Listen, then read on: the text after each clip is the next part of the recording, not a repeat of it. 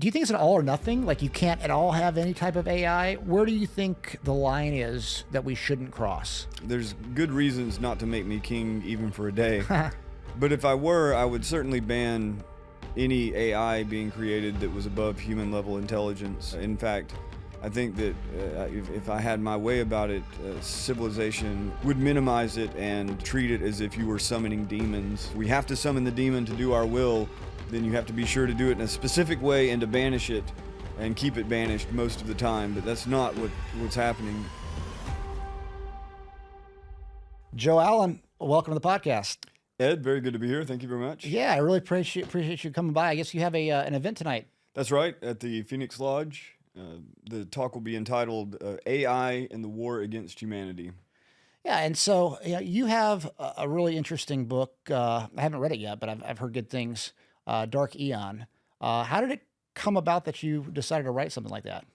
If I'd had my way about it, I would have written about the bears and wolves and bighorn sheep of Montana. But I was writing both naturalist articles and articles about technology. Steve Bannon saw one of the articles on transhumanism that I'd published at the Federalist and reached out to me and went on the show. Was on the show one time. He asked me to come on full time, and I've been there ever since. It's been almost 3 years now. So, the topic has been of interest to me for a long, long time. But really, it was the immersion in the subject over the last really 3 years, a little over 3 years, and the book is the culmination of that research. So if transhumanism poses such a threat, what should we be doing about it right now? Yeah, that's the $1 million question. I think that everyone is going to have very, very different approaches to the flood of technologies that are already being deployed and what's coming behind that. Really, there's the negative approach, say no. If something crosses a boundary, whether it be a moral boundary or even just an aesthetic boundary, simply don't go there. Don't do it. It's as easy as that. But no philosophy can be purely negative. And I think that the people who are most opposed to the notion of radical technologies fully augmenting the human being to the point that the human being is no longer human in the sense that we once understood it, that tends to be one of two types. The majority, in my experience, are deeply religious. They have a sense of the human being as sacred, as reflecting a sacred form, the image of God, and other conceptions. And so they don't want that tampered with genetically, or they also tend to see the creation of these, proposed godlike artificial intelligences as a very blasphemous proposal. So that's one. And the other, a smaller group, but they're naturalists, atheists, really. Atheists who see nature and the processes of nature as sacred, and they see the radical augmentation of humans and the rapid expansion of the techno-industrial civilizations around the world, from the West to the East, and the Middle East, everything in between. They see that as being an incursion onto what is sacred, nature, and the destruction of nature. And so they're also quite opposed to transhumanism or post-humanism, whatever degree we're talking about, because they see it as a reckless use of human intellect and human ingenuity, and they see it as an even more rapid destruction of the natural world than we've seen for the last 250 years. I mean, but wouldn't we already be somewhat transhuman in a way? Because and I said this on another podcast, like I feel like my grandparents' generation was the last full humans. We carry around cell phones. Mm-hmm. We're very, at least I can speak for myself, I'm very connected to it. I don't like the fact that I am, honestly, but it's kind of where I'm at in the world and where most of society is. Even my parents, I see them on their cell phones and they're on social media and those type of things. That is a form of that, isn't it? Certainly, you really hit it there. You don't like it, and yet you're doing it. Same here, for sure. I oftentimes joke that Steve Bannon turned me into a cyborg so that I could bitch about technology, and it's true. I think it should be curious to most people why something that's so unpleasant is so prevalent and freely chosen. But yeah, I agree. In fact, I would, a lot of my study was in paleoanthropology and cultural evolution, the idea that culture evolves in similar ways to biological forms, not the same, but similar, and that culture and biology co-evolve, so that these kind of leaps in human biological evolution coincide with leaps in technological evolution or cultural evolution. So the process has been ongoing since the first campfires, first spears, first cave paintings, first clothes. They really, and the fire may have been one of the most radical. You look at the human digestive tract compared to our closest cousins, the chimpanzees, and the chimpanzees have a much hardier gut, much hardier stomach than human beings. Human beings have basically the same length of intestine, but a much smaller stomach. And the reason being, from an evolutionary standpoint, the ability to cook food, to kind of pre-digest food, allows for that, and it basically, humans just, the efficiency of evolution, human stomachs began to atrophy. They were no longer needed, the hardy gut. So yes, human beings have been coupled with technology from the beginning.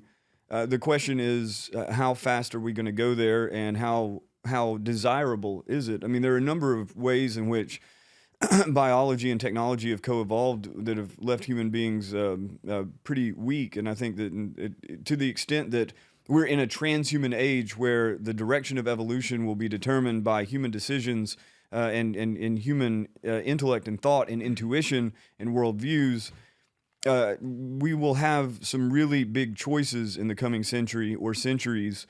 And I think that people are going to choose different things. So, I'm not a universalist. I don't believe in, people oftentimes ask, what are we going to do? I mean, who's we? Mm-hmm. Yeah. Well, one of the interesting things, I've talked about a lot with my business partners, actually talk about a lot just in general. We were talking about what leadership is. And I said, what is leadership today? And Dedrick, my business partner, said, leadership is the algorithm. Because the algorithm's really showing us how it thinks we're supposed to think, or whoever's controlling and pulling the strings of the algorithm is feeding us specific messages. And depending on what echo chamber that you're in, you're being fed a specific thing that's causes a lot of confirmation bias. What do you think the power of the algorithm is right now on how we're acting in society? Profound. There's a concept comes up a lot in the conversations around technology, especially technocracy, rule by expert, and more recently, rule by experts who deploy technologies to control society below them for their own good, right? For our own good. And also transhumanism, the concept of algocracy, rule by algorithm, the idea that the algorithm, in fact, is superior to human decision-making. It's oftentimes described in terms of partnership or symbiosis, that the superior human is the symbiote with the algorithm or with the AI. But ultimately, myself, I see it as very much an unwanted intrusion upon a process a very human process that's still ongoing, in which the human species and human individuals are trying to improve themselves, right? Trying to improve their decision-making, trying to improve society, trying to refine their worldviews. The introduction of the algorithm, and you can see it already, how rapidly the proportion of human decision-making to algorithmic decision-making, or human computation, human information processing, compared to the algorithmic processing, the algorithm is eating up more and more and more of that proportion.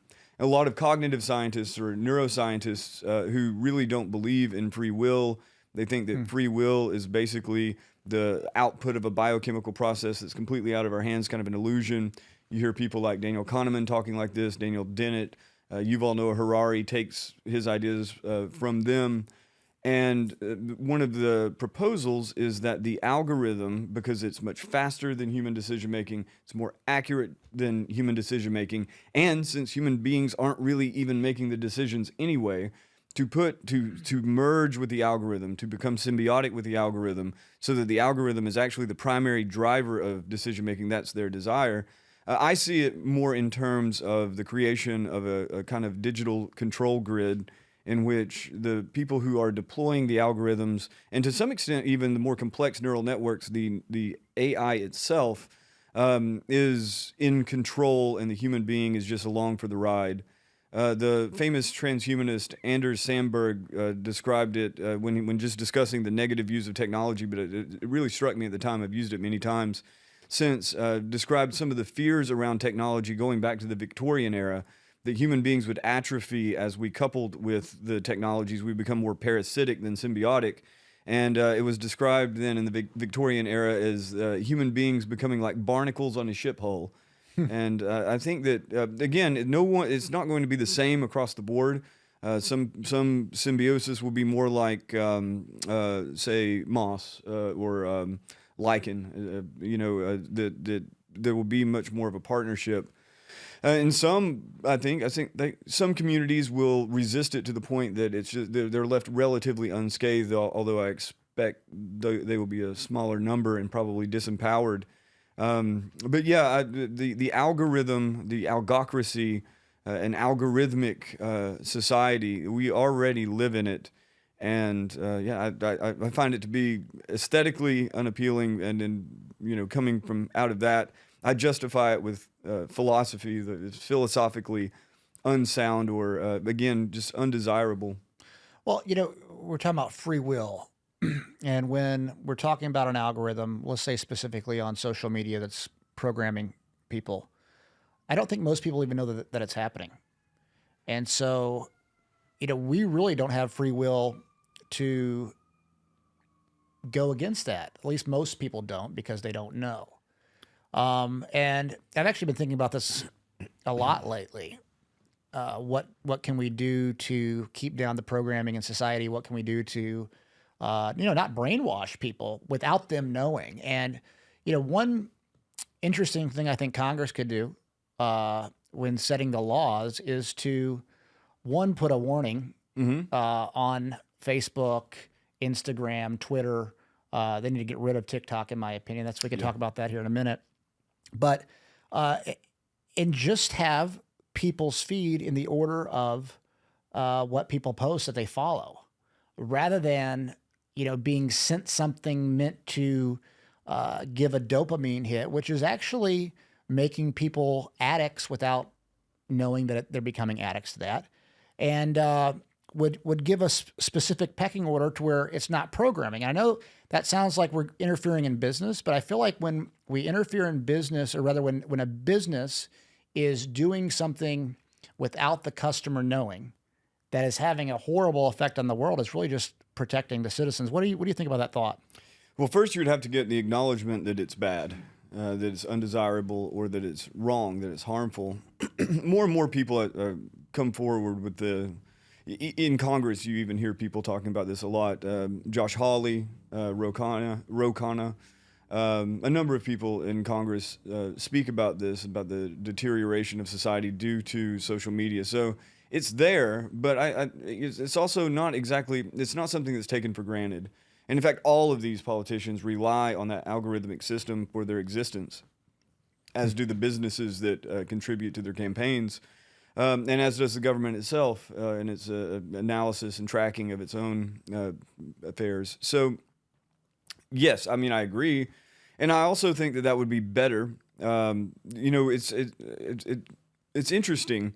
A lot of people aren't aware of this because they see so much of the transhumanist elements or post-humanist elements, the kind of man-machine merger ideas in the World Economic Forum, right? With Klaus Schwab talking about the Fourth Industrial Revolution, Yuval Harari talking about Homo Deus. You've got Kai-Fu Lee talking about AI 2041 when we finally merge. All these characters there speak about this great technological convergence. And so people don't realize how much of the policy proposals coming out of the World Economic Forum, how many of them really focus on the kind of quasi-socialist policies to reduce harm?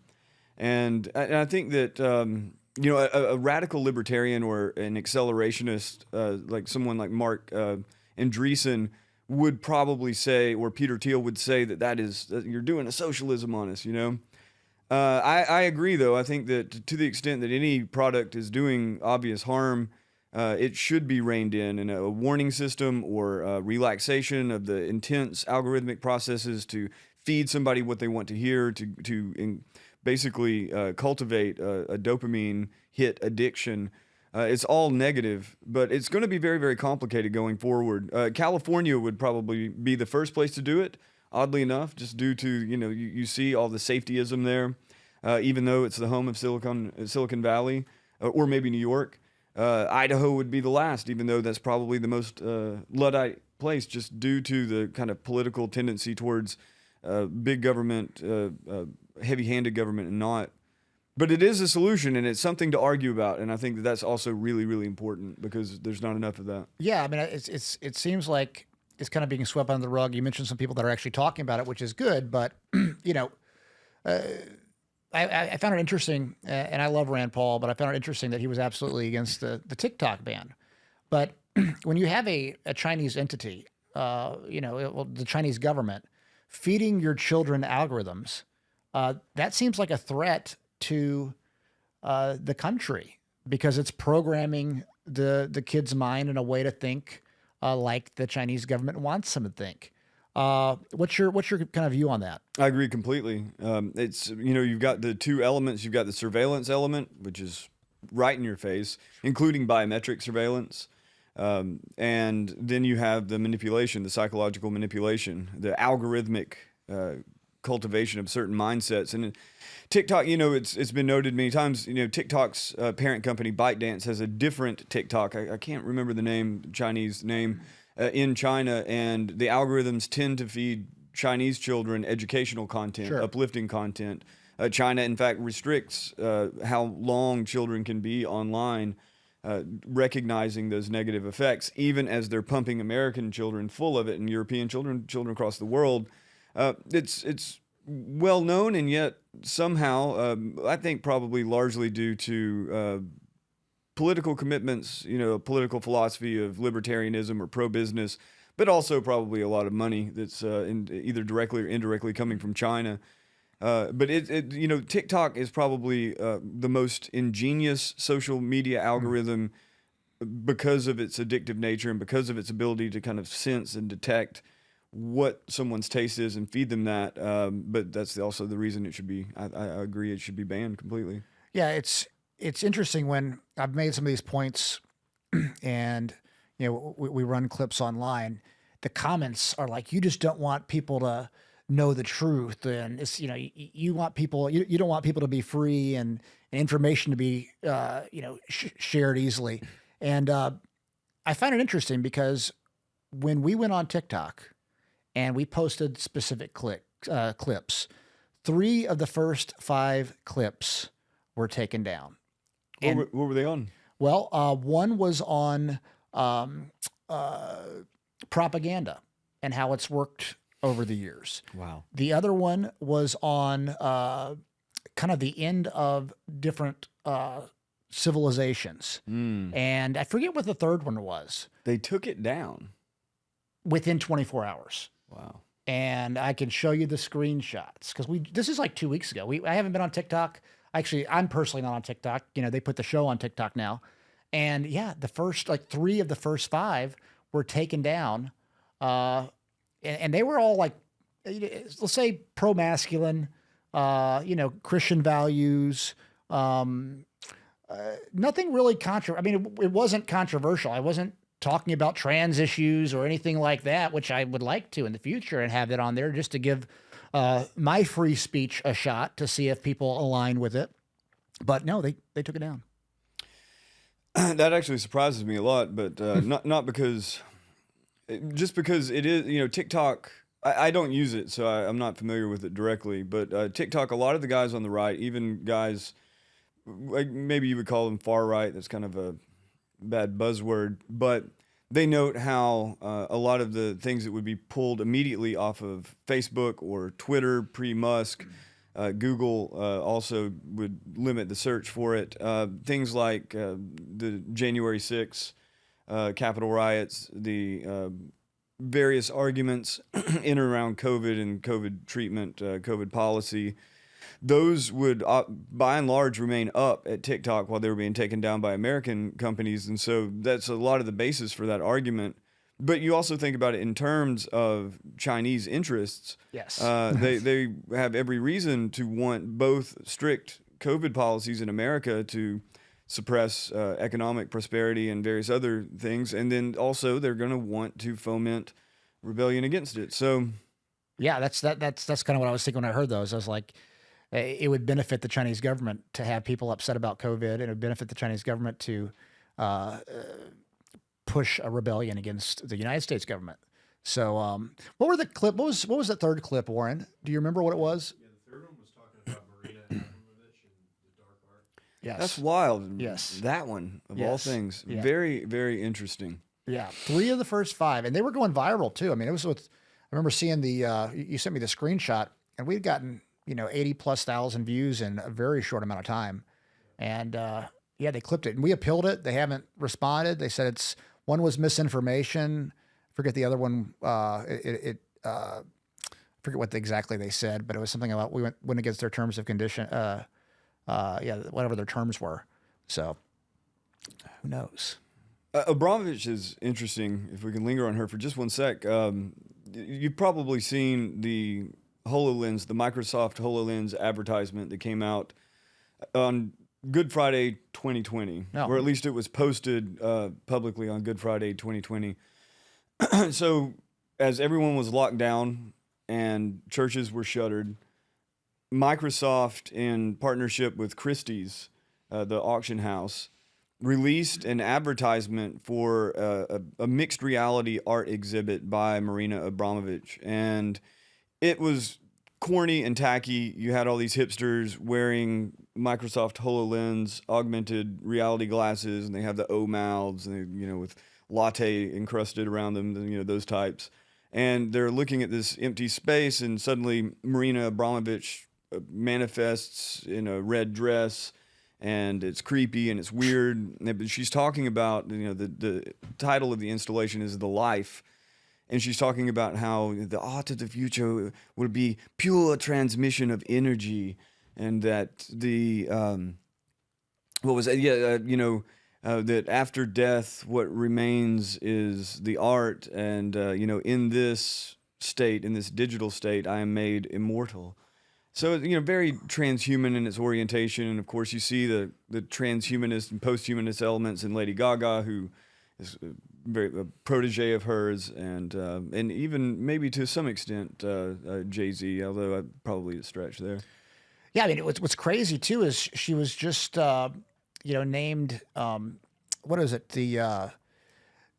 She's going to be in charge of the schools in Ukraine. Yeah. What was it? She was just named ambassador to Ukraine, but she's going to be in charge of the schools. What is a woman like that going to do? For children in Ukraine, and why is she getting put in that position? She's going to pervert and dement them. Yeah, I mean, it's unbelievable. Did you ever see the Balenciaga stuff that went viral? Mm-hmm. That was me that started that shit. Oh, really? Oh, yeah. And I mean, it got a little nerve-wracking. A lot of praying for me, because I really did feel like there was some dark forces, coming after me at the time, and weird messages, crazy dreams, right. And but when that went viral, I thought that there's no way they could align with Balenciaga after that. Then, of course, 2 months later, 24-hour news cycle, like it's a forgotten thing. Yeah. But what do you think about companies like Balenciaga? Because they're actually kind of pushing that same thing. A lot of their stuff is transhuman. I think it's very complicated because it raises some really difficult questions about what freedom means in America. Whether you have the freedom to suppress certain forms of culture. And obviously we do have the freedom to suppress the most extreme forms, right? Child abuse, which Balenciaga is, in my opinion, guilty of, or at least alluding to it. But child abuse, drug abuse, defacement and disrespect towards certain protected groups, right? All that we've all agreed, or at least many have agreed, that those face legal sanction and banning, or at least suppression and marginalization. So it really raises the question: do cities have the right to say, "I don't want any of that in my city"? Or do states? Does the country itself? In my opinion, if I were king, if I were mayor or governor or king of the world, yeah, you would at least push that off into the fringes. Sure. Make it like the brothels of old. But one of the really wild developments out of Balenciaga, in my opinion, was Kanye West, right, or Ye or Ye or whatever you're supposed to call him now, and he's transnemic. His name has shifted. But it was right around that time, maybe exactly at that time, that he's running around in that weird Balenciaga sock on his head. And it was after his outbursts about going DEFCON, what is it, 3? I can never remember. I'm not a military guy. DEFCON 3 on the Jews and all that sort of stuff. And appearing on Alex Jones and saying lots of really wacky stuff. And, the fishnet and the Yahoo, or Yoo-hoo, net and Yoo-hoo. But the fact that was Balenciaga, and the fact that Ye or Ye or Kanye was very vocal about the negative impacts of Instagram on women and turning them into promiscuous sluts.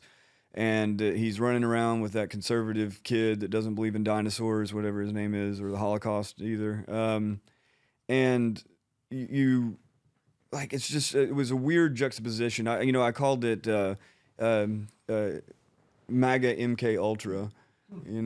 Because it really is what it looked like. It just looked like some sort of bizarre psychological operation cooked up by somebody to muddy the waters and confuse people. But the fact that he was wearing that Balenciaga sock on his head, and the fact that he openly defended Balenciaga and said the Instagram's worse, it just shows what kind of cultural chaos we live in. And I see something, and I'm getting the sense that perhaps you would see something the same, that out of all this chaos, there is a new order forming, but it's a very dark order. Well, yeah, I mean, that's the problem I have with the algorithm, because you're talking about putting Satanism and evil to the fringes, which I agree with, but the algorithm's pushing it to the forefront and acting like it's normal and okay, and it's convincing people that anybody who thinks against that is not normal and okay. And when you and I both know those people are crazy, and they're really pushing a crazy agenda, yet the media, yet the algorithm is saying, no, we're crazy. And it's flipping truth on its head and making a lot of people afraid to speak out, or, afraid to look dumb. I don't really care at this point, but I think that's really what we're seeing, with that algorithm on social media. Yeah, it's an inversion within an inversion within an inversion, or I oftentimes think of it like the Hindus and, the reality as a physical reality anyway being illusion. And it really is, as if the physical illusion is now developing a physical or, digital illusions within that, and then psychological illusions within that. It's psychotic turtles all the way down. Yeah, I mean, what do you think about Elon Musk right now? Because, he's doing what he's done with Twitter, which I think is a good thing, allowing more free speech. But, in the back of my head, he's thinking about putting a Neuralink in the back of my head, right? Yeah. And, in 10 years or so, or however long, they're doing, I think they had their first human in a clinical trial here recently. What's kind of your thought on what he's doing and his ideas? We hit Musk hard at the War Room. Steve is really adamant about not elevating Musk as some sort of hero. Steve's met him. He knows him to some extent. They've passed jabs back and forth at each other via the media. And I cover Musk pretty extensively in the book, especially in light of Yuval Noah Harari. I think that Musk is like all these characters. I don't think about these people like comic book superheroes and comic book supervillains, even though Musk cultivates that sort of persona publicly. But I do see him having, to the extent that we see technocracy, transhumanism, posthumanism, long-termism, all these as dangerous or potentially devastating ideas. Musk is without a doubt the most prominent advocate for all of them. Maybe more importantly, Musk is actually making these ideas possible. The realization of these technologies are happening, due to his wealth, connections, and companies. You start with, oftentimes when I describe it, you start with XAI, the creation of a digital mind superior to a human being, Neuralink, in order to attach brains. He proposes hundreds of millions or billions of brains connected to that AI system and, of course, to each other in a sort of hive mind in order to better survive, right, to push forward human evolution. Then you have his robotics project with Optimus, the humanoid robot, to take care of all the drudge work and the labor that blue-collar people do now. And this proposal for radical abundance, wherein the last job will be programming AI, and then eventually AI will program itself. He declared that 2019 at the World Artificial Intelligence Summit in Shanghai, China, arguing with Jack Ma. And, the entire concept of having highways dominated by or exclusively covered in, that's not the right word, but you exclusively have autonomous vehicles, or primarily autonomous vehicles. I mean, it sounds great in theory if you like to read or make out with your girlfriend in the car while it drives itself, but I mean, your freedom of movement is going to be immediately curtailed if the person with the master switch, be it the corporation or the government or both, decides that's it for you, like the truckers convoy, something like that. And on down. I mean, this whole dream of going into space, I hate to sound like the radical lefties of the 60s and 70s when they're griping about, white man's going to space while we're suffering down here. But I would say that I feel more like that than I do excited about people going out to, kick around on some dead rocks out in the solar system and maybe bring back some ore. I'm just not excited about it. And I think it's maybe even an impossible dream anyway. So, the entire worldview that Elon Musk stands for does not appeal to me. And I'm not going to try to portray him as some sort of evil villain, but I will say, in closing on Musk, that it was very curious to me on Halloween, must have been Halloween of 2022, right when he bought Twitter. He shows up in that Devil's Champion Halloween outfit, and it was, put all over the media. And it has it was actually a ram head, but it resembles the goat head of the Baphomet, and with an upside down cross emblazoned on it, and then of course the same on the what do you call them, gauntlets or bracers on the arms. And it was really weird to me because Elon Musk has courted the right so much, and so many people whom I respect just adore Elon Musk. And I can understand if you are an atheistic right-winger why you would see Elon Musk as a good guy or a guy on your side, but I cannot understand the millions upon millions of Christian conservatives who turn a blind eye to that sort of thing. Because, people oftentimes are like, it was just a Halloween costume, man. Well, he used it in his Twitter profile pic until just very, very recently when he changed the name to X.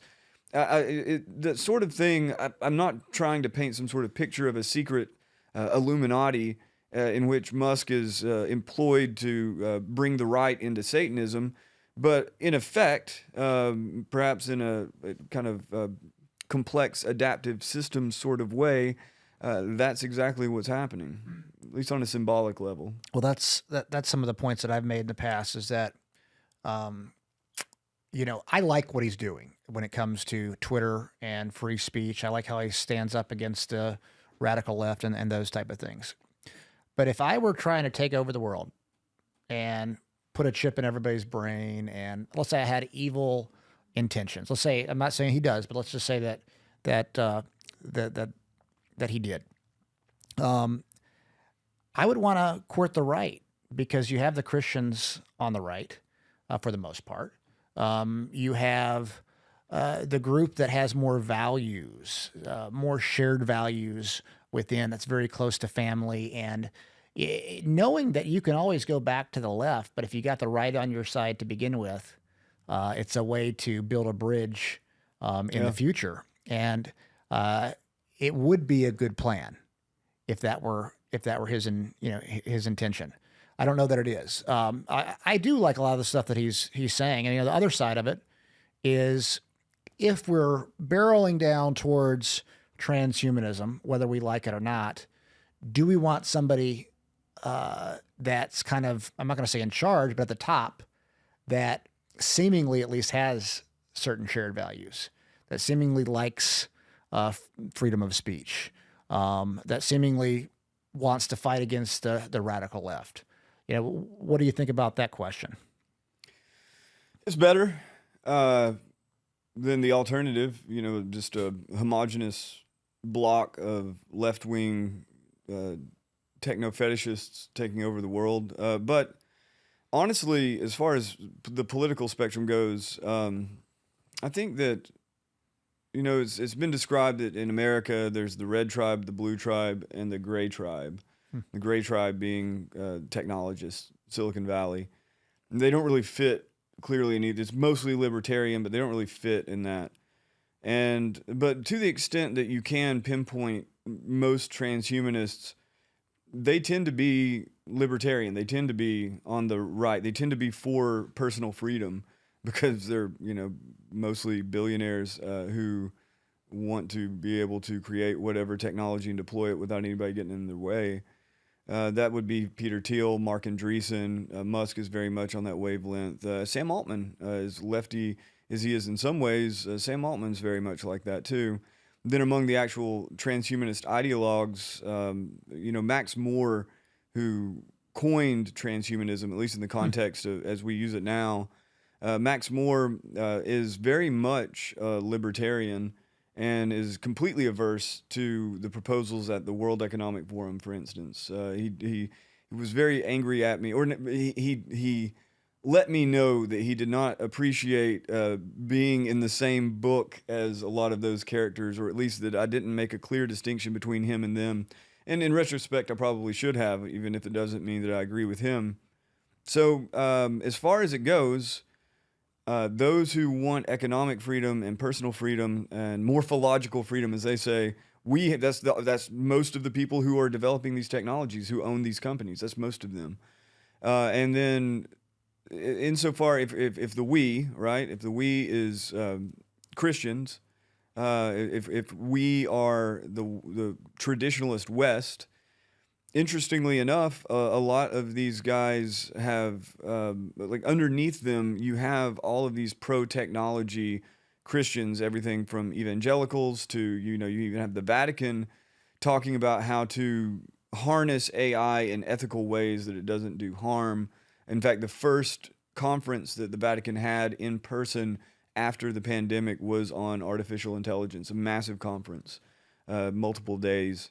So, I guess the way I see it is like this, if you just separate out all of the ideological elements just temporarily and just look at it in terms of the technologies themselves and the inherent shifts in values or inherent shifts in life paths or civilizational paths and the way we live and what is at the forefront of our attention at any given moment and how children are reared, how children are even conceived, how we die, all these sorts of really important questions. Technology is somewhat politically neutral in that fashion, somewhat.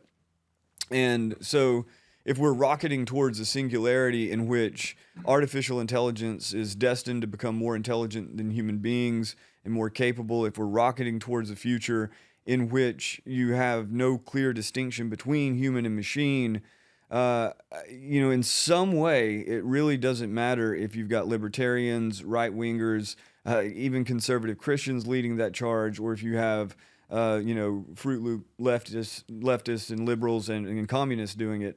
It will change the flavor of it, obviously. But in the end, what they're talking about is not a world in which they program this machine. Now, this is the narrative. I'm not saying that this is necessarily how they actually think about it, but the narrative is that the machine itself will come to make its own decisions. All we do, Musk says this regularly, all we can do is guide it, kind of like you're raising a child. Mm-hmm. So yeah, I'm not really optimistic about Musk or Thiel. I actually think Thiel is a more interesting character in many ways, but I don't think that a future, to the extent we put our future in their hands and our civilizational orientation in their hands, we're entering a dark Aeon, as it were. Yeah, no, it's interesting because we're moving so fast. I don't think most people even realize kind of what's going on. Even the ones that are at the top, they don't understand what's going on. They say they don't know how the AI comes up with what it comes up with. Mm-hmm. I mean, we're training some different systems right now for cancer diagnostics, and it's not known how exactly it works. I know that we need about 500,000 images to train this AI, and I want to get to that point for the solid tumors, but the bigger impacts across the world. It's like, I do ask the question, are we doing the right thing? Which I do believe we are for cancer. And I think that do you think it's an all or nothing? Like you can't at all have any type of AI, or you can't, where do you think the line is that we shouldn't cross? Like I say, who's we? Good question. So I guess all of society right now, like is from a world standpoint, the entire world, because ultimately, what they want is a one world government. I mean, that's coming. So I guess let's say that I'm not for that, which I'm not. I'm on the side that would want to fight against that, but I also think that some AI is good. I mean, is that because you study this a lot more than I have, obviously? Is that online with how you're thinking, or is it a different idea? Like I said, there'll be very, very different approaches to this. If there's good reasons not to make me king even for a day, but if I were, I would certainly ban any AI being created that was above human level intelligence. In fact, I think that if I had my way about it, civilization, or at least the sub-civilizations, the subcultures that I have any impact on, would minimize it and treat it as if it were radioactive, or treat it as if you were summoning demons, and if we have to summon the demon to do our will, then you have to be sure to do it in a specific way and to banish it and keep it banished most of the time. But that's not what's happening. The health care aspect is one of the trickiest, because what kind of monster says, if you're able to train a system on 500 or thousands of cancer images, and now you have an AI that can readily understand a radiology image and much better than a human, which they do. Probably your system can recognize the beginnings of a tumor much more readily than a human eye. You can't use it because it's AI, because it's black magic. Right. Even if I believe that, which to some extent I actually do, without going into all that, there's no secular argument against it. And we live in a secular society in which reason must be employed and evidence must be employed before you begin legislating something away. Same with the Neuralink, or any of the other brain-computer interfaces that are already in people's heads. Musk is very late to the game. Thiel beat him to that with BlackRock Neurotech, and a smaller company, Synchron, under Tom Oxley. They've also beat Musk to it. So in all of those cases, the people who already have advanced brain-computer interfaces are people who have been locked in, either from a stroke, or oftentimes it's ALS, or various, just injuries, paralysis. And so you've got somebody who's a vegetable, they can't communicate. Are you going to say they can't develop brain computer interfaces for those people? They just have to lay in the bed and they can never communicate. Right. It's a modern miracle. Yeah. A really close friend of mine, when we were younger, his mother was in a horrible car accident, and she lived for probably 4 or 5 years, and, but was not able to communicate. And, I would have given anything to see him be able to speak to her through something like a brain implant like that. So what are you going to do? But the underlying philosophy of transhumanism, and I'm using Max Moore, sorry, Max, but it is a great blanket term. But one of the key principles is from healing to enhancement. And so all of these medical projects are just initial phases for what will eventually be used for just total enhancement of the human being. I've been looking at AI as in, which we do with all of our healthcare and diagnostics, is, how can we do something better than the current system and turn it upside down and shake it. Mm-hmm. But I also have some, I have a lot of questions that you're talking about too, because I want to do the right thing for the world, not Yeah. just, like let's say that we cure cancer. I mean, that's a big one, obviously. I'm sure we've all had family members or friends that have passed away of cancer. And, if we can harness that to make a big difference, but I also don't want to ruin the world by doing that either. Well, there's a lot of others, so you're not going to hurt too bad. It would be like if you had decided to become a heroin dealer, unless you take over the whole market, you just be one. But this is obviously very, and I don't mean to diminish it because this is very, very different, and it is again, if my grandfather could have been, he was at the end of his life, but if he could have been cured of cancer like that, would I not want that to happen? Of course. Yeah. And certainly he would have, even if he was, reconciled to his death. Yeah, it's very, very difficult. I come back a lot to just religious philosophy. There are a lot of ways to think about the material in relation to the spiritual, to the extent that a religious philosophy separates the two at all. But to the extent that one does, and Jesus makes it pretty clear, right? My kingdom is not of this world. Don't fear those who come to kill the body, but those who are going to kill the soul. Don't bury your treasure on earth, but rather in heaven. There's that dualism is very is implicit in what Jesus is saying. It raises a lot of interesting questions. What is the meaning of death? How should we approach death? How should we approach illness? What did Jesus do throughout his ministry? He healed people. If we are not able to heal people in the same way that Jesus did without sophisticated instruments, then should we not develop those instruments? But if those instruments also have correlates that will accomplish other things, then is that initial benefit ultimately leading to something horrific, even if it's not totalitarian, even if it's totally free, and it becomes the human as we are now, the human as image of God becomes a very, very, very different image due to the free proliferation of these technologies. It's very, very tough. I drove here and I walked in with boots, talking into a microphone. Yeah. These are very, very difficult questions, and that's why, to me, the we question, I think that really has to be qualified. Who is we? Yeah. No, that's good. You're reminding me I need to pray about this a lot more, specifically because, I think about it. I don't really pray about it, and maybe have God guide me a little more specifically on this. I mean, what's your thoughts on like next generation sequencing, and for instance, we're doing something called optical genome mapping, where we map the genome. What's your thoughts on those type of technologies? Everything from genome sequencing to I'm sure you've seen the really incredible protein modeling. AlphaFold out of DeepMind was the first big story, but a lot of other people are doing it. Meta, Salesforce.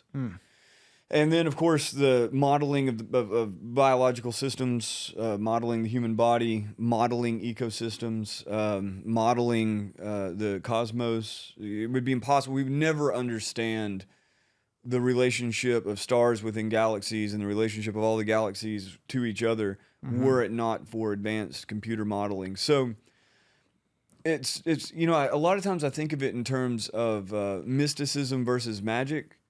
That the mystic seeks to gain some sort of insight about the nature of ultimate reality, whereas the magician is trying to manipulate that reality. And the magician turns to mysticism in order to understand it better, perhaps, but mostly in order to manipulate, mostly in order to apply the will to reality. And that's really kind of how I think about it. It's probably...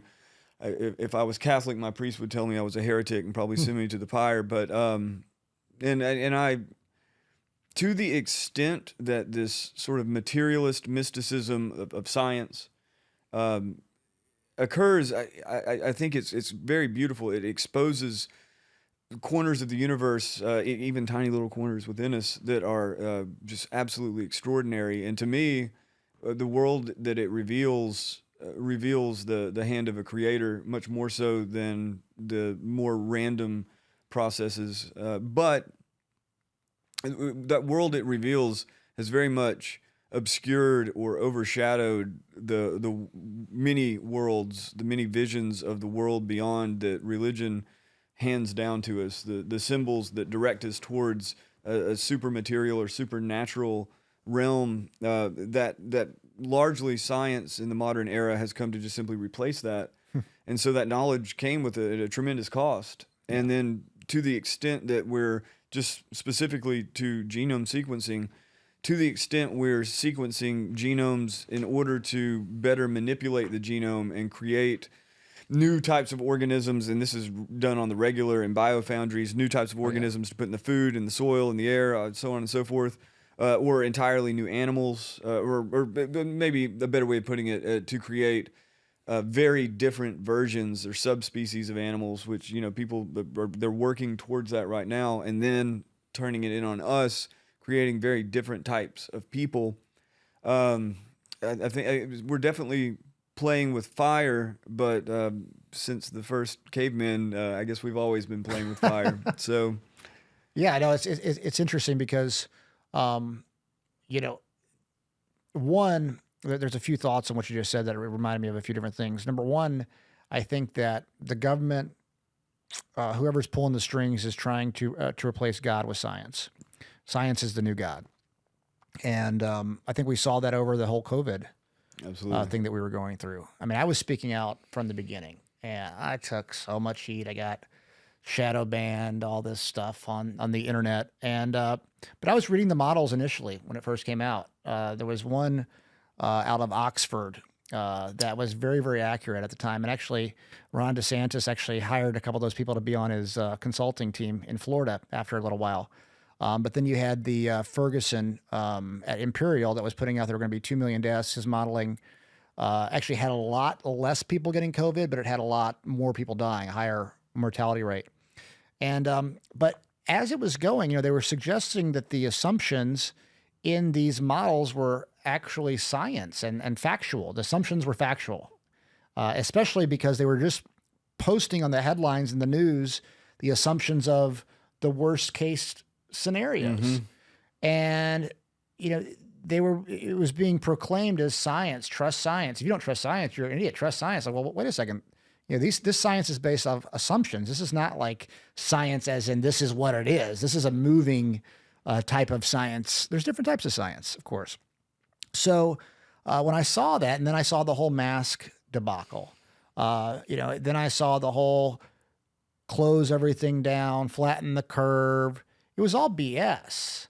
And if people were being honest about it, if scientists could be honest about it, they would have said that. But if they did speak out against what was going on, you got canceled. You got called names. I mean, you saw what was happening between the head of the NIH, Francis Collins, and Fauci when they were going back and forth on these three really brilliant scientists. And they were that were like Harvard educated, Stanford epidemiologists.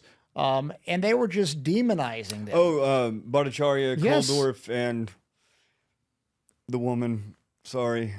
Yeah, that's okay. They were, Sorry, Gupta, I think her last name. yeah. Anyway. I think Gupta was out of Oxford. It was Gupta. Yes. That's her name. Yes. That was who was Sandra running that. Gupta? Yeah. Yes. That was who was running the initial models in Oxford. And at the time, by the way, this is March of 2020. They had a 0.023 fatality rate. Way before it was popular. People even nowadays, I don't think they know that that's how low it was, probably even a little lower. Yeah. But, you know, you look at how the establishment science took over. All of a sudden, science became consensus. Yeah. And there's a whole debate on that. They're saying, well, science isn't consensus, or science is consensus. Like, no, it's not. Science is not consensus. That's not my understanding of science. And, you know, science, you're always asking questions, and you're not going to be demonized for asking questions. And when you're right, you have a hypothesis that gets proven true, it should be acknowledged. But they spent months. See, a lot of times we'd discover something, and before the mainstream media or the science establishment acknowledged it was 6 months, 12 months later. In the meantime, people like me were being demonized for even suggesting or showing what they were hiding. It's astounding. You know what? You see it in a lot of different areas of science too.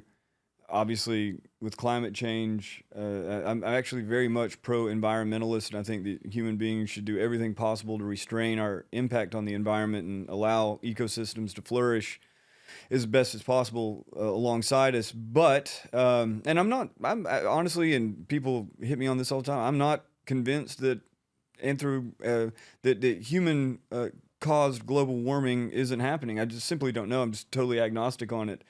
Mainly because of the politicization of it, and that their models, the idea that their models will be able to predict the weather some 20 to 100 years hence, I just find it ridiculous. When they get the temperature wrong every day. Yeah. And so, but I get the concept, and I again, I think that, I just think that in general, it distracts from what is really important, that habitat preservation, species preservation, and the elimination as much as possible of pollution. That should be the main focus. And anyway, but you see it in climate change or climatology. You see it in anthropology, in physical anthropology, and other related elements. One of the less offensive, un-PC takes from the world of biology is that, men with XY chromosomes are significantly different than women with XX chromosomes. And there are a lot of other implications to behavioral genetics and cognitive psychology that are pretty well established and completely forbidden to be discussed without being destroyed.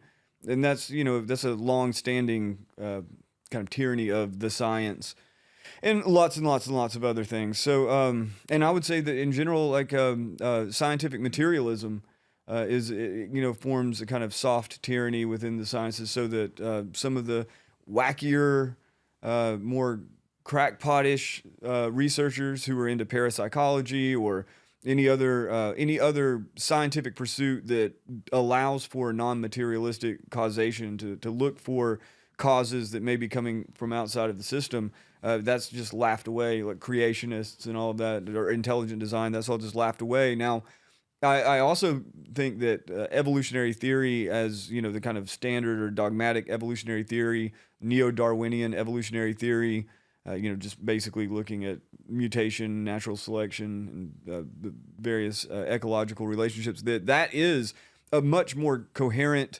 and convincing narrative with much, much more evidence behind it than anything that the intelligent design guys have done. But one of the reasons for that, and I'm not saying who's right or wrong, but one of the reasons for that is because if you say you're an evolutionary biologist or a biologist who is an intelligent design theorist, you're going to get zero funding, and everyone, you get zero respect. And so that consensus just forms a barrier between any of the wild ideas that might actually shake up the paradigm. And like one of the most amazing is Alfred Wegener, the geologist who proposed what we now call plate tectonics. And it was as late, I believe this was in the 60s. And they still weren't sure, is the Earth kind of expanding to do that? Is the Earth contracting, to spread the continents apart? Is it contracting to create the mountains? What's going on? Is it the sun? All these different theories. And his theory was that the continents sit on tectonic plates that are shifting, and he was ridiculed. Huh. He was early on it, but it was in the 60s that they accepted it, and he didn't get to enjoy it. He was a crackpot the entire time. Now I'm sure other geologists had all sorts of really even wackier theories that involved leviathans under the Earth's crust or whatever. And I'm not saying you should take them seriously, but I do think that the dissident voice is essential in science, and yeah, we saw it in the pandemic, and you see it all over the place. Well, what got me was, for instance, the natural immunity thing. Yeah. There was a study out of Israel that showed natural immunity was 26 or 27 times more effective than the vaccine. It was a great study. There was a number of other studies that eventually came up in a meta-analysis showing that. But if you were to post that anywhere or talk about it, they would immediately take it down, or they would immediately shadow ban it. That's one of the things that got me shadow banned, because I was pushing that hard. I'm like, look, why can't we acknowledge natural immunity? What is the problem here? I mean, it's been this way forever, and it's been acknowledged for just because now we have COVID, all of a sudden natural immunity is not going to be a thing. But that's the narrative that they push, because they wanted to push their vaccines. That was the goal. They wanted to make their hundreds of billions of dollars and get everybody, which is a gene therapy, by the way. They don't like to acknowledge that, but I mean that's what we're talking about. At least the mRNA one is a gene therapy, and so it just showed me a lot as to where we are with society, and that there seems to be another plan that we're not in on. Sure. But we see it in almost everything they're doing right now. That plan, that big plan, I'm also fairly agnostic on where to locate that plan. The three theories that I work with, the one that most people would say it is that simply your mind projecting agency onto a semi-chaotic system, looking for some unifying agent that is moving through it, and your cognitive triggers are always going to push that out there.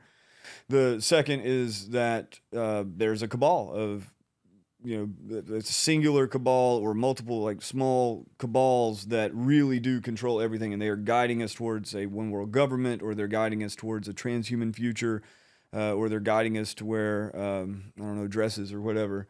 And then, and that is also, that's the one I actually am the least persuaded by. The one that makes more sense to me anyway is that you have a whole lot of little small cabals, most of them in competition with each other, and oftentimes swimming in unison like fish, because their interests align temporarily here, and then when they don't, then the friction is caused. And so that the system is mostly pockets of order with a lot of chaos to keep it shifting around. And yet there's also a kind of a direction, right? There's a teleology to this. I can't get away from. And if that telos is a cabal, no one has been able to really locate them. People have located a lot of them, right? Is it the lizard people? Is it the Jews? Is it the Masons? Is it the Catholics? Is it the capitalists? Is it the communists? Is it the Satanists? Is it the Christians? So people have been able to locate it, but I've never seen any persuasive evidence that any one of those are even unified within themselves, let alone having a singular cabal at the top. And so the third theory, probably the most ancient, is that there is an intelligence above human intelligence that is either directing or attracting events towards itself. But in a secular society, in a society of reason and rationalism, that hypothesis don't fly. Yeah, well, I mean, I think what you're saying is, there's good and evil. Yeah. There's a devil. And I think that's the most logical one for me, because you see, evil in a lot of different places. And you're right, you can't exactly put your finger on it. But when you have all these coincidences happening, it's not a coincidence. They're coinciding for a reason. And, if you take what happened with COVID, I've thought about this a lot. And at first, March 2020, I was speaking out against things and saying this isn't adding up, so you can imagine then, I don't know what your position was at the time, but I'm talking about very much the same. I was on an island. I felt like I was on an island, family, friends, they respected where I was coming from, and they know that I'm going to speak out, to speak the truth the best that I can. But they're also like, what do you really, really, this seems really bad. And, it was bad in many ways, but what are the odds where you have, let's call him the most controversial president, at least of our lifetime, maybe ever in U.S. history, maybe, and a virus is released the year of his election. He's up for election again in November. Everything seems like it's going pretty good in January. You have this divisive president. Around March of 2020, the world shuts down and it happens to be the thing that keeps him from being president again. I mean, what are the odds of that? That's not a coincidence. Now, I don't know who's doing that, who's pulling those strings, but I would agree that it's evil. Sure. You know? Yeah. That seems pretty uncontroversial. Unless, of course, you believe Trump is evil, in which case it was all worth it. Yeah, well, that's a whole other point. Like, I wasn't a Trumper. I was not a Trumper. I called him the divider in chief. Yeah. Well, And yeah. and if the entire time, and where I was wrong, up until finally in January of 2020, I said, I guess I was wrong. But you could ask my friends and family. I said the whole time, there's no way they'll let him be president again. There's no way. He's causing, I might like his policies, but he's causing too much division with his rhetoric. And I don't think they're going to let him be president again. They're going to crash the economy. They're going to do something. And then January, I was like, I guess I was wrong. And then 2 months later, of course, we had this worldwide pandemic. So, I wasn't a fan of his rhetoric. I liked a lot of his policy. I actually watched an interview with Jared Kushner recently. It's like 3-4 hours long. And he broke down what they accomplished during the presidency. Mm-hmm. And in many ways, I mean, I'm already going to vote for Trump, obviously, coming up. I mean, between him and Biden, it's not really a choice anymore. But when I really heard how much he accomplished and his thought process, I respected Kushner's thought process too. Like, I never heard him in a long form interview, and I was listening like, wow. I mean, he's breaking things down in a very, very, logical way, how they were thinking. He was talking about, one of the things that with President Trump on foreign policy, people talk about how unpredictable he is, to deal with, but the enemy countries per se felt like he was very unpredictable. They never knew how he was going to react, and that actually helped us. Yeah. And so, that interview really kind of not changed my mind. Like I said, I was going to support him anyway, but it got me to really appreciate a lot of his thinking, in between there. Well, where were you at? I haven't looked at your stuff. Like, where were you at with Trump all this time? I never wrote about Trump until 2020. And I haven't really, other than mentioning him, haven't written much about him since or said much about him. And real quick history of me and Trump, 2015, 2016, his platform, the first simple platform was like 5 points, confront China, bring manufacturing home, take care of the vets, seal the border, one other one. And all of them had links back to Breitbart, all of them, right? But every one of those points on his initial platform, I was like, solid. I did not like, I like his personality. I like that he, calls people assholes and that he acts like an asshole. I actually like that. Not necessarily as a president, but just as a figure. He's a hilarious figure. He's great with a quip. And as it turns out, Bannon was behind a lot of that, right? The platform. So, but I just didn't, I would have liked to have seen somebody who, he reflected my political preferences so much. It's like I would have rather it be somebody who was more intellectual, perhaps a former military or something.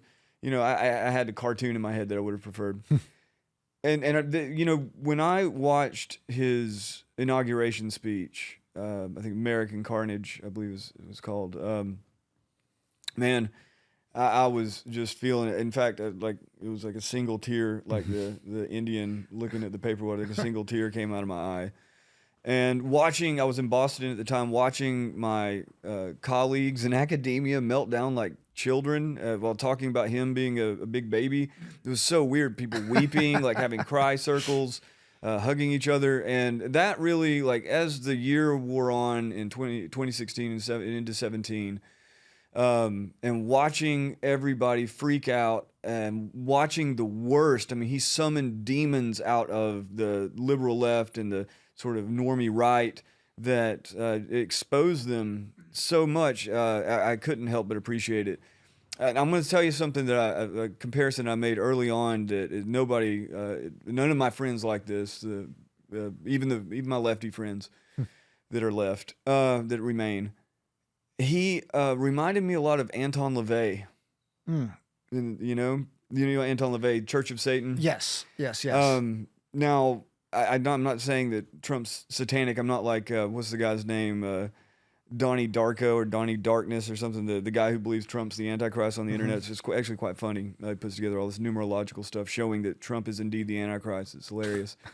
But, you know, Anton LaVey's whole thing was poking the bear of Christianity, of what he saw as hypocritical Christianity. You know, everything from, you know, exposing the hypocrisy. And, you know, one of the 9 satanic statements, I think it was the last one that LaVey composed, if he didn't plagiarize it anyway, was that that Satan has been the best friend that church has ever had, as he's kept it in business all these years.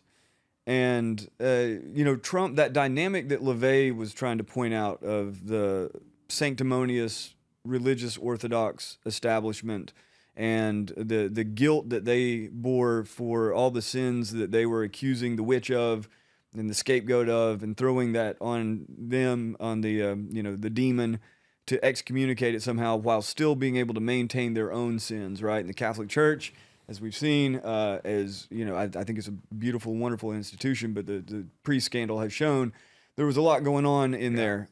So Trump, in many ways, in a political way and in a cultural way, recapitulated that sanctimonious establishment versus the accusing demon, and brought out everything that they accused him of, right? Racism, right? As they're pushing the BLM stuff and the La Raza stuff and the, you know, all these identitarian, deeply racist sort of ideas from the left in a different fashion, calling him racist, calling him authoritarian, as they are just crushing freedom and doing whatever they wanted with our lives.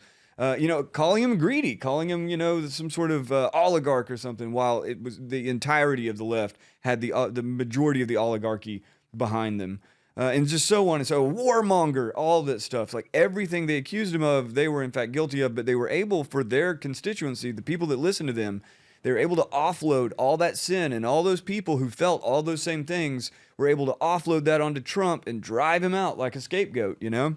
You know, I'm sure Trump probably would have my kneecaps broken if he ever were to listen to this, or maybe he would be like, that guy's an asshole. Who the fuck is he anyway? Yeah, you know, and actually, I'm not even saying it is necessarily a negative thing. I think Anton LaVey, for all the darkness that he conjured, was correct in many ways in what he was saying in a very narrow way. You know, he called the Church of Satan a cosmic joy buzzer. And while I think he was undoubtedly playing with demons that he claimed he didn't believe exist, he did put the whoopee cushion under the sanctimonious Christian establishment, and so did Trump with the sanctimonious leftist orthodoxy. Yeah, I mean, how many wars did Trump start? Yeah, 0. Right. Yeah, I mean, it's like, what did he do for the criminal justice system? I mean, they've been trying to get the criminal justice mandatory minimum laws changed for a long time. You know, he did a lot of really good things. Yeah, and, absolutely. You know, if you look at his work in the whole, I do think though that he showed that you can do all these great things, but if you can't bring people together, you know, what do you really get out of it for the country? He raised a great question. Who is we? Yeah, I guess, yeah. I mean, the United States of America. And people in the country of the United States. He raised a great question. Is the United States one we anymore, if it ever was? Right. And it's a question I think is going to be much more pertinent as the years go on. I mean, don't you think he could have brought people together more, though? Like really put an effort into it, and actually, you know, with his great policy, with his not being a warmonger, as much as he was being attacked, you know, a simple, different approach, you know, I forgive you, we're going to bring the country together. Yeah. That wouldn't be Trump then, right? He would be somebody else. And in fact, most of the people, like his most ardent supporters, when they do criticize him, it's for those sorts of concessions where he's, you know, oftentimes just trying to impress people across the aisle. Yeah, he could have been, like I say, I would have rather seen someone of a different sort of character, but in the end, that's the character that's the character who played the main role. And in retrospect, as much as at the time it was like, oh, I don't like that. In retrospect, it's fantastic. 2020, yeah, you know, I rarely ever vote at all, but it was 2016 that really convinced me that voting actually matters. Maybe the last election in which voting mattered, but it did. And so, you know, come 2020, you know, I flew from Montana back to Tennessee just to cast that one vote, just to, you know, for my own conscience.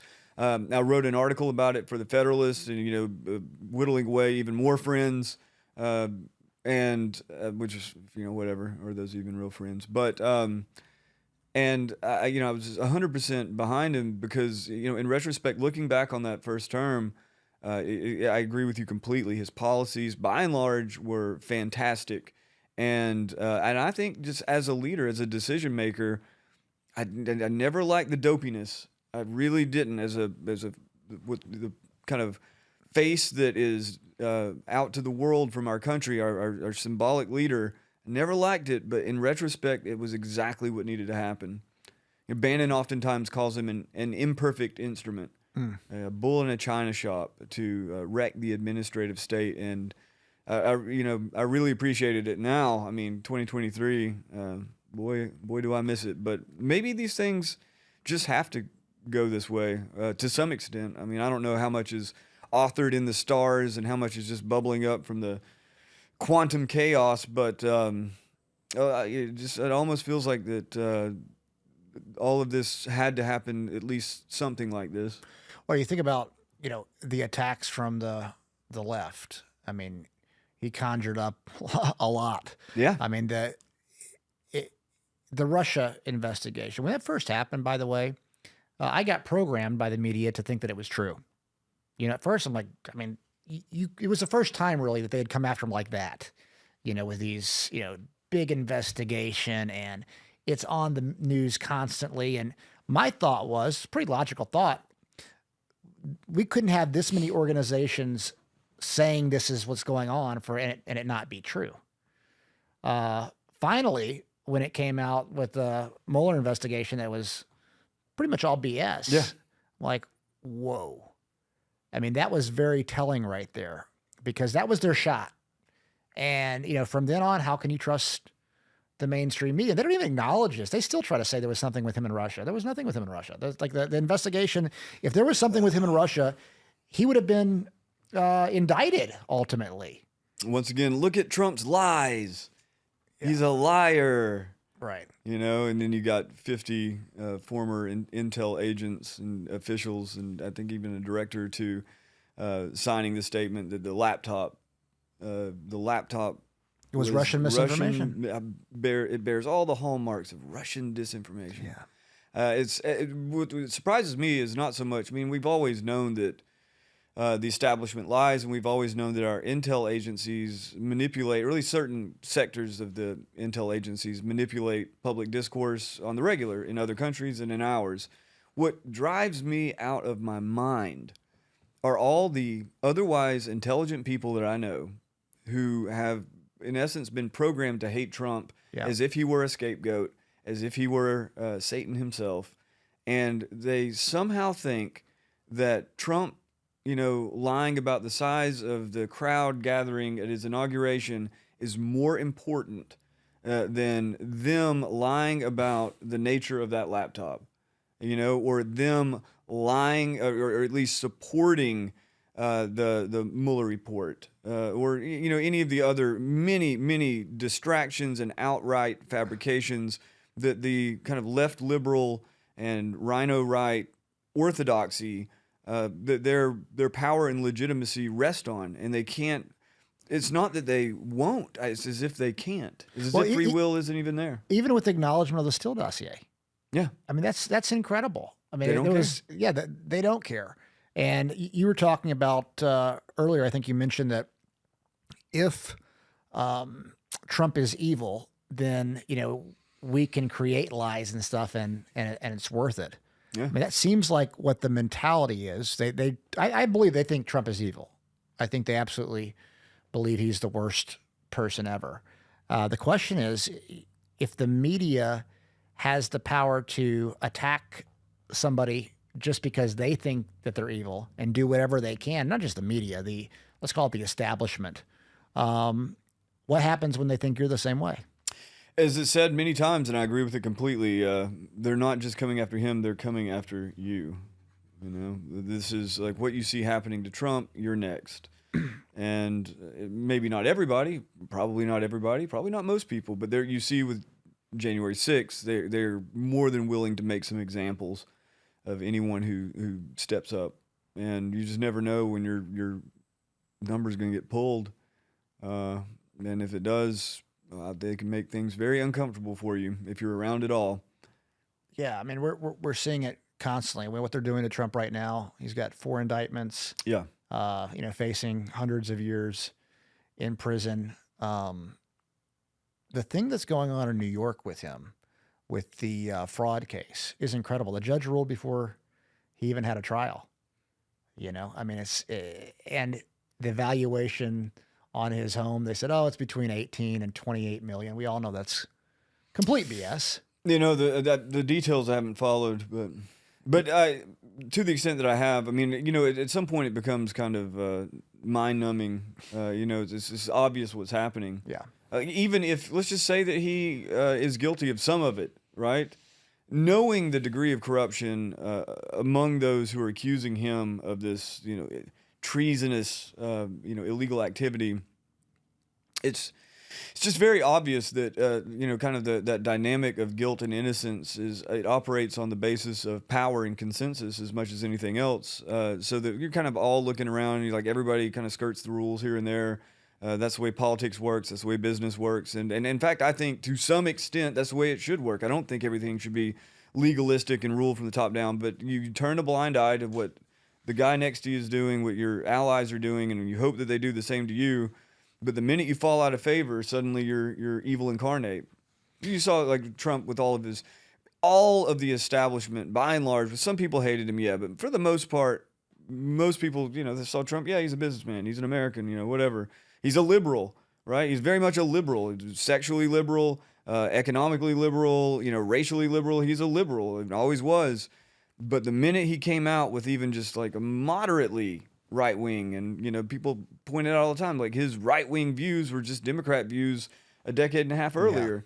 Yeah. As soon as that happened, all the people who have known him this entire time, suddenly he's evil incarnate. It says a lot about human psychology for those who actually genuinely felt that way about him. But I think it also tells us a lot about how psychological manipulation operates and how the human mind operates and moral structure and moral reasoning operate, and that most of it is not rational, most of it's sub-rational, most of it's emotional, and therefore subject to the most devious of manipulations. Well, I think that's why, you know, go back to your book. That's why, you know, you have concern, because if the algorithm can program people this easily, you know, what defenses do we have against something that we don't even really know about? One of my favorite chapters to write was the 8th chapter. It was it's entitled "In Praise of Mad Prophets," and it's mostly about the lunatics whose psychoses and hallucinations anticipated something like what we're experiencing right now, going back to the 1800s. People envisioning machines coming alive and taking over, and not just fiction writers and philosophers, but just lunatics. Sure. Who could see it coming. But one part of that, the section's called "Find People on Both Sides," and it's a comparison of the way in which Yuval Noah Harari is experienced and treated by the populist right, and Trump has been by the establishment. And the example I use, you remember the Find People hoax, and they took a snippet, but they refused to play the rest of it. Where he's like, you know, you had to find people on both sides, but but I'm not talking about the white nationalists. Them I condemn completely. But they only played the part to find people on both sides, and they just did that over and over and over again. So it's drilled into your head, and it's like, you know, to the point that once if anybody even found out about the rest, they didn't care. Mm. And that's one of the ways. It's a very cheap trick. It's kind of like a cheap deep fake, because it's not fake, but it is fake. You take that snippet, somewhat out of context, and you know it's going to hit hard, and even if they see the rest of the context, that emotional impact has been had, and you're going to be able to drive all sorts of either political agendas or economic agendas or even religious agendas on the basis of it. Now with Harari, he had the surveillance under skin hoax, where the entire culture around the vaccines contain advanced technologies beyond which anyone is aware of outside of this strange fringe, and there was that one snippet. It just infuriated me because I spent a lot of time reading Harari, criticizing Harari, especially his atheistic points of view and his views on free will, which he believes is not a thing. But then it's to spend so much time understanding this dude, and all of a sudden you got these guys coming out from the fringe and is like, you see, Harari's talking about the vaccines when he says that surveillance is going under the skin. It was the famous interview or roundtable with the Athens Democracy Forum, and he's talking about, they asked him, what will we remember COVID for? And he said, COVID will be remembered as the period when everything went digital, and COVID will be remembered for the era when surveillance goes under the skin. And they took that and, put a bunch of other VaxBot stuff to it, right? The intra-body nano networks, and look at the patents, just look at the patents. And it was so strange because if you just listened, I mean, they obviously either only listened to that, which I doubt, but they knew the rest of what he was saying, and they're just intentionally lying, just like the mainstream media does. Because what he went on to say is that with the system that's being put in place, justified by COVID policies, you are setting yourself up for a digital dictatorship, and that the Stalins of the future will not need KGB agents to follow everyone around. They will have biosensors everywhere. They'll have algorithms that can interpret those biosensors, and surveillance will have gone under the skin, and it's a bad thing, right? The thing that is really curious to me, for those who did actually watch the entire talk, other than being able to boost your numbers with a sensationalist meme, what purpose is served by keeping people from thinking about what he was actually saying? It's a dark Aeon indeed. Yeah, I think what you're talking about. People hear these days what they want to hear. Yeah, and they get the clips and they share the clips of what they want to hear. I think what we saw in COVID, at least for me, people would repost things based on headlines. If you read the article that the headline was on, and the article would say something a little different than the headline. And then if you clicked on the study that the article was writing about, the study would say something completely different. Yeah. And that kind of sums up where we're at these days. Headlines are what cause people to act and do and see. The algorithm is so based on these headlines getting shared and the confirmation bias that gives people to make them right. And that's where we're at. I'm right, you're wrong. That's where we're at in society. And how many relationships can you keep by making everybody around you wrong? Yeah. And, that's kind of where we're at though right now. We forgot the humanity. You and I we might disagree on certain things. I'm not here to make you wrong, and you're not here to make me wrong. We're having a conversation, trying to figure out this very complicated thing we call life right now. Yeah. And I feel like we've lost that humanity in giving people grace and realizing, I was sharing with you some of the questions that I have, some of the things that I'm questioning. I don't have all the answers. I'm trying to figure this thing out too. And if you were to attack me, I'd get defensive, and then we'd fire back and forth. But I feel like we've lost that as a society, the humanity that we all have within each other, that we're losing, in my opinion, because of the algorithm and the division that it's causing. It's really odd, the ability to actually speak to someone from a different position, let alone a different culture or different religion. I imagine it's always been with us, right? Like Egyptians would have had, they were able to communicate with the Greeks and the Babylonians, so on and so forth. So like the multicultural bridges have always been with us. But and perhaps I'm right, perhaps I'm wrong, but I imagine they were rarer than in the early to mid to late 20th century. I don't know. I'm kind of spitballing a date there, but the era in which we were heirs, right, growing up, and this idea that one accepts or rejects an idea because you've thought it over, and that like a foreign idea or even a wrong idea or an offensive idea that is not doesn't taint the carrier of the idea. It's just simply the idea. We're operating in a rational arena. It's you're an MMA fighter. There are certain rules, and you all agree on them. Yes, I'm trying to beat you to death, but not to death, right? Right. And in the end, if it's gone well, there's a camaraderie, there's a respect, and those rules of engagement, I think, have just gone out the window. But I just imagine those were rare, at least among average people, right?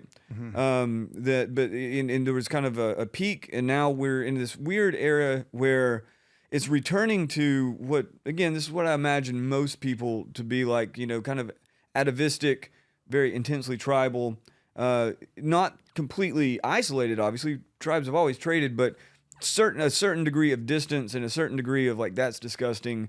You butter your bread on the bottom side rather than the upside, and that's just the natural way. But layered on top of that innate human tendency towards in-group bias and out-group derogation, and the innate sense that the confirmation biases, that any information that's going to confirm your view is you're going to more readily accept, and all the social elements that bubble up from that. Layered on top of that, you now have the algorithmic system, the algorithmic silos that just intensify. They play on those instincts and pre-existing social divisions and cultural divisions, and they intensify them. You can manipulate them. You can steer them. You or I can do that, right? If you know how to game the algorithm, you or I can do it on a very small scale. Obviously, Google's doing it really well. The Democratic Party does it well. And Trump was able to do that as well, right? Like that's, in essence, that's the water we're swimming in, the algorithmic or digital sphere. So that's where we're at now. And you think about, right on the cusp now of really convincing deepfakes. We're right on the cusp of photorealistic metaverse environments, virtual reality environments. And we're also on the cusp of at least more widely distributed and more sophisticated algorithms that are able to communicate and are somewhat agential. And so it's like, I don't have a very, very clear vision of where everything's going. But one thing is for certain, to the extent that just those three technologies, let alone the rest of them, deep fakes, the more intense immersion in that digital realm through the metaverse and the ability to silo yourself off completely, and then the introduction of autonomous personalities, agents that are seemingly sentient or seemingly human or perhaps sentient, and yeah, I think that again, I don't have a very, very clear vision of where we're going, but one imagines that it's going to be a combination of light and dark, and maybe it's a perspective thing, maybe it's an aesthetic thing. I just see it as a very much a spiritual and quite possibly, physical trial. Yeah. No, that makes a lot of sense. I mean, it's interesting times that we're in, and I like the way that you put it earlier, like good versus evil. That simplifies it. That's, I don't think there's like a one single cabal either. But it is evil. We see evil. Yes. I see a lot of good too, but I do see a lot of evil. And when you see things like Balenciaga or I always say her last name wrong, but Abramovic. Oh, Abramovic. Abramovic. Or Abramovic. I can never, Yeah, Eon, Abramovic. Aeon. Right. I don't know. There you go. But when I see those things, I know what evil is. Yeah. At least especially when it sticks out like that. And that is evil. One thing I want to bring up before we close, and then I want you to, end on whatever you want to end on with your book. I'll ask you this. Have you seen any evidence of deepfakes with President Biden? Only the funny ones. If so, it's blown past me. If it's a really good deepfake, you won't know. The idea that Biden isn't Biden, or he's wearing a mask or anything like that, I'm not persuaded. But the thing with a really good deepfake or a really good bot, like just a verbal bot, a really good language model that's manipulating you or communicating with you, you're not going to know. Yeah, I caught one a couple years ago, and I ran it through a deepfake analyzer, and it was a deepfake. Okay. I'll show it to you in a little bit. I was afraid to post it. We might even put this in the podcast, but yeah, I'll send that one to you. But yeah, I haven't seen anything recently that looked like a deepfake, but there was a speech that he was giving. Gosh, was it 2020? I think it was 2021, the summer of 2021, and it wasn't really his voice. And I saw some things in the screen. I'm like, that's a deep fake, and people were sharing it. And so, yeah, I screen recorded it and ran it through a deep fake analyzer. And sure enough, it was a deep fake. So we might already be there. Yeah, like I say, you wouldn't know. Yeah. Unless that's one of the weird ironies of our era. We'll have to rely on AI to uncover what is and isn't in AI. Yeah. And that's why I say, a lot of people are like, well, what, I just should stop coding, right? I'm just going to leave my career. No, I mean, I think that just as if we were in a war that involved swords and shields, as much as I would detest those weapons of violence, if you're going to have people, you're going to need people on your side. As you had actually mentioned earlier, Sure. You're going to need people on your side that know how to make the weapons, or at least how to defend against them. And so, yeah, going into an era of deepfakes, the detection of deepfakes or the detection of AI within a string of text, that's going to be really, really important. Or, in an era of biological weapons, of pathogens that were created in labs, you're probably going to need advanced genetic sequencing and surveillance technology in that way, biosurveillance technology to pick those mutations out quickly. So it's interesting times indeed. On that note, you remember after the deadly insurrection when Trump disappeared for a while and eventually did a broadcast out of some location. I believe it was maybe Mar-a-Lago or something like that. I don't remember the exact location. Not the White House, obviously. Not. Yeah, I don't remember it, but So, and I was actually holed up. It was one of the last UFC gigs that I worked. I did rigging for concerts and whatnot, but my primary employer was the UFC. Oh, nice. And there was a fight in Abu Dhabi right around just after J6. So we were quarantining in a hotel in Las Vegas in order to take the flight over to Abu Dhabi. So I'm watching all this unfold, stuck in a hotel room with one of my fellow riggers coming by with a pin, and which only adds to the chaos. So and as it's all unfolding, it's just something that I'm experiencing on television and on my phone, and my phone's blowing up, and all these people are freaking out. But then, and one of my friends who was really freaking out, I mean, he thought this is it, it's going down. They're gonna come down on us like we're going to the gulag tomorrow, kind of thing. And he kept just over and over again, where is Trump? Where is Trump? Where is freaking out, right? And finally, Trump does the talk or whatever, oh, this is really terrible what happened, and so on and so forth. And I will not single the guy out for being such a dunderhead, but a very influential and prominent right-wing thinker was like, it's a deep fake. It's a deep fake. Look at how his neck fits next to his tie. Trump may be in prison. Trump may be dead. That's not Trump. He's probably in prison. And I'm like, and he's showing me this video. He's sending it to me like, just look at it. Tell me, what do you think? Is this? I'm like, no, dude, it's just a turkey neck. It's him. And he was like, kind of act like I was the idiot. You're naive. You don't understand how these technologies. No, dude, it's him. I promise. He'll be here next week. He'll be here next year. Yeah. It's really him.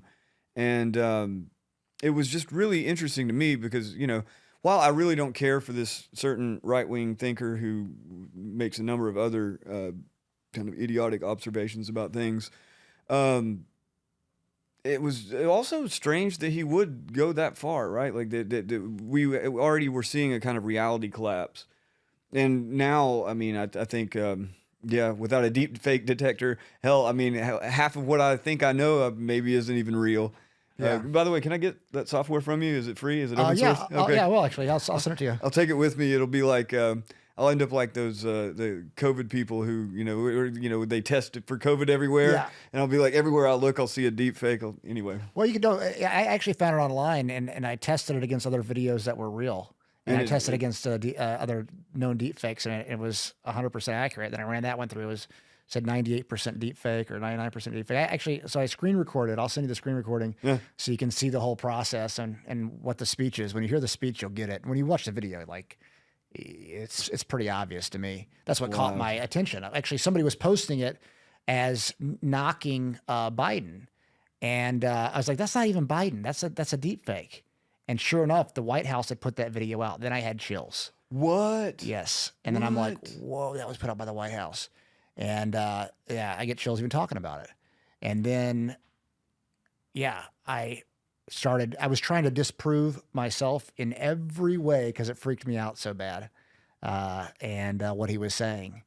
And so, yeah, I'll send it to you, though. It's pretty free. I don't even know what to think about it. Like, what does it mean if that specific video, because I don't think that, I'm not like President Biden's not a person, nothing like that.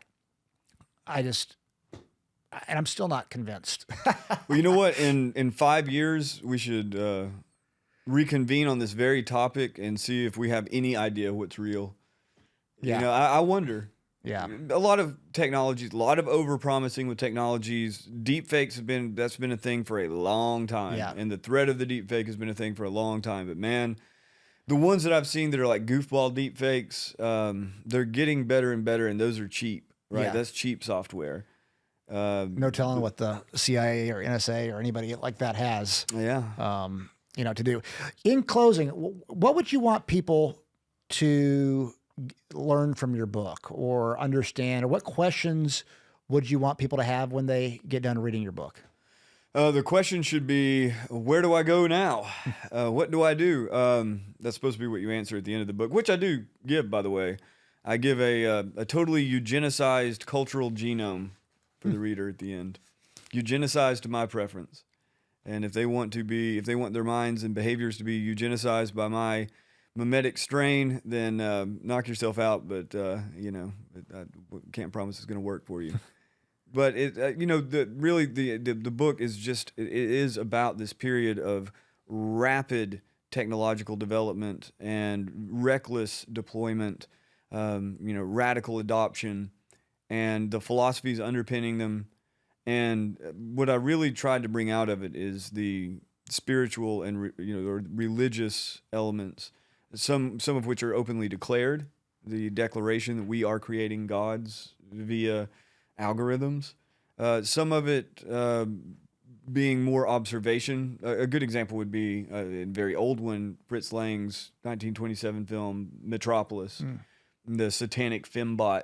It's so that just the way in which people view this technological surge that we're experiencing and will experience more. So I just want people to understand the gravity of the situation, and I want people to understand the depth of the spiritual crisis we're in. But I don't, I think a lot of people are freaked out, right? They're freaked out by my reporting at the War Room. I've been meeting a lot of people. I'm on this book tour. I meet a lot of people. And one thing that I get a lot is like, man, this just scares me to death. And like, when I first started watching you on the War Room, I had to turn it off because it was just freaking me out. And that's actually the last thing I want people to do. I want people to be desensitized to the weirdness to some extent. Not so much that you would accept it, but so much that you're enough that you're actually able to think it through. So maybe, think of it in terms of, I want you to be able to walk out into the snow barefoot, but I don't want people to be so numb that they get hypothermia. Sure. That's awesome. Well, Joe, I'm excited to read the book. I appreciate you coming over today here in Nashville. And I look forward to getting to know you here better. I hope you get a chuckle out of the dick jokes. There's a lot of them. Okay. I'll I'll get to check all the dick jokes. All right. Thanks, Joe. Thank you very much, man.